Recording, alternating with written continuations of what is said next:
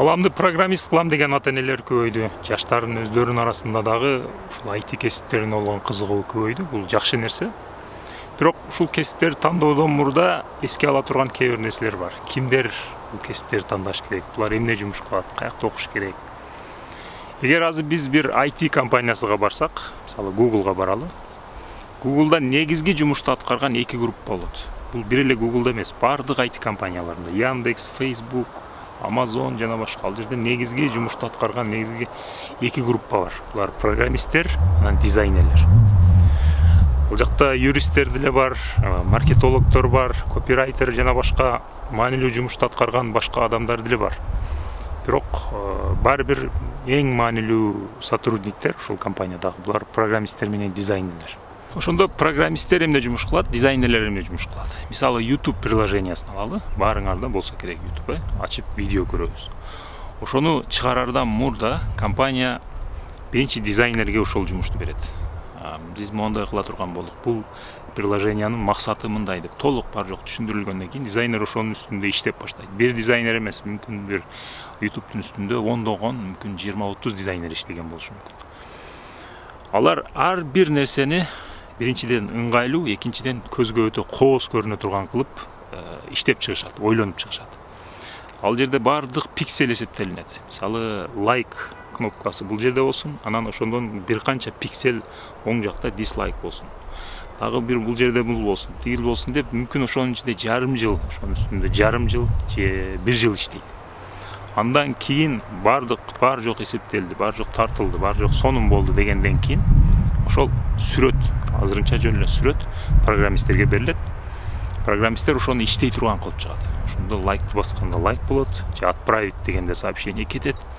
Видеону жүктө дегенде видео жүктөлөт. Ошол бардык нерсени иштей турган кылгандар программисттер. Программисттер менен дизайнерлер моундай болуп иштейт. Экөө бири болбосо биринин иши аксап калат. Мисалы программисттер өздөрү эле ошол нерсени жасап коюшу мүмкүн, ошол YouTube окшогон бир приложениени жасап коюшу мүмкүн. Бирок ал өтө ыңгайсыз болуп калат. Алар өздөрүнөн башка эч ким түшүнбөй турган бир нерсе болуп калат да. Азыр бир буюм чыгарсак, приложение чыгарсак, бир продукт чыгарып ошону элге сатабыз десек, анын биринчиден ыңгайлуу, экинчиден кооз болушу керек. Болбосо конкуренттердин жанында биз аны сата албайбыз да. Ушуну сатууга жардам берген, ошону биз көзүбүз менен тандайбыз да баары бир нерсеничи. Ошондо көзүбүзгө жагымдуу кылган, алып туруп эле мынтип оңой эле колдонуп кете турган кылган булар дизайнерлер. Анан ошол нерсенин ичинде аркасындагы ошол биз басканда иштей турган кылгандар булар программисттер. Программисттер болбосо бул жөн эле бир картинка болуп, бул макет болуп калып калат. Дизайнерлер болбосо бул нерсе чыгат, бирок сатылбайт да.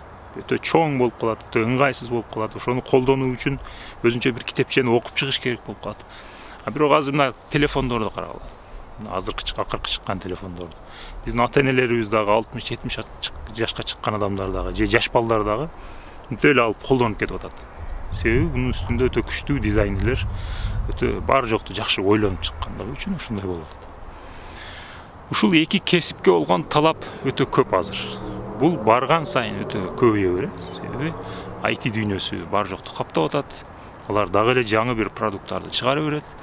Жаңы бир продукт чыгаруу үчүн сөзсүз аларга күчтүү дизайнер керек, анан программист керек. Бул кесиптерди курстарга барып үйрөнсөңөр болот, жогорку окуу жайларга тапшырып үйрөнсөңөр болот, же эгер катуу кызыксаңар, өз алдыңарча эле интернеттеги бекер курстарды карап үйрөнсөңөр болот. Өз алдыңарча үйрөнүп кетүү үчүн өтө катуу кызыгышыңар керек. 2-3 сабактан кийин таштап коюшуңар мүмкүн.